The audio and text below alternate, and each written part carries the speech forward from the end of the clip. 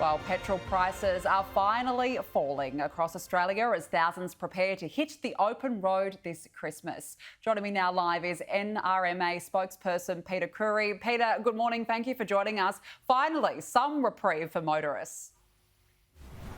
Finally, indeed, and it couldn't have come at a better time. So 2021, the year of record petrol prices across Australia, prices that we had never seen before in history. And as we're heading into Christmas, most of the capital cities all of the capital cities with price cycles are falling. We are starting to see some slight relief, but relief nonetheless in other parts of the country. But indeed, we are finally heading in the right direction, and it should continue like this through Christmas and hopefully through the new year as well. Well, fingers crossed, because it certainly has been quite expensive. What can motorists expect to pay? What will be the likely average? Well, across those capital cities with price cycles, everyone is either down or around at the $1.50 mark. Sydney's a bit higher at $1.65, but its fall started late. So we're falling about a cent a day in Sydney. We're at $1.65. 2 weeks ago, we were at $1.80, and we will get down to below $1.50. So those falls will continue in Sydney. Brisbane, probably a good time to fill up. Same with Melbourne, certainly Adelaide. So most of the capital cities are, where you would expect them to be. Down around the low 150 mark. Outside of the major capital cities, it's still a bit more glum in terms of the prices. A lot of the regional areas, we're still seeing 160s, some in the 170s. So the falls that are happening in the capital cities need to start happening in regional centres as well, and some of those smaller capitals like Canberra, Hobart and Darwin, which have fallen but only fallen very little. So falls are happening. We'd like to see them happen a lot quicker than they are, but... Peter, are you expecting an increase in traffic on the roads, particularly as some choose to stay within their state this time round? Yeah, so it's all a bit chaotic, isn't it, right now, with people having to get tested before they fly out or cross over state borders, something we weren't really expecting. So that is going to see, no doubt, a shift in travel behaviour. We already expected a lot of people to be travelling at Christmas time, and indeed they are doing that.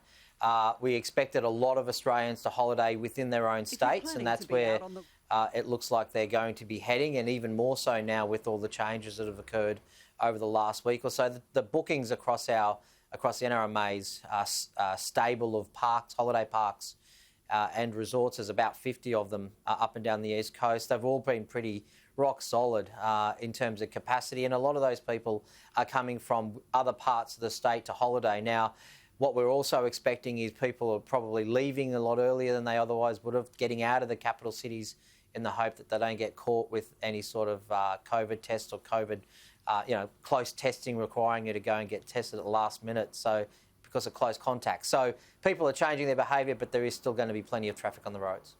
There certainly will be. What's the message this year when it does come to road safety? Yeah, well, Australia's road toll has gone up in the middle of a pandemic year when we would have expected it to go down.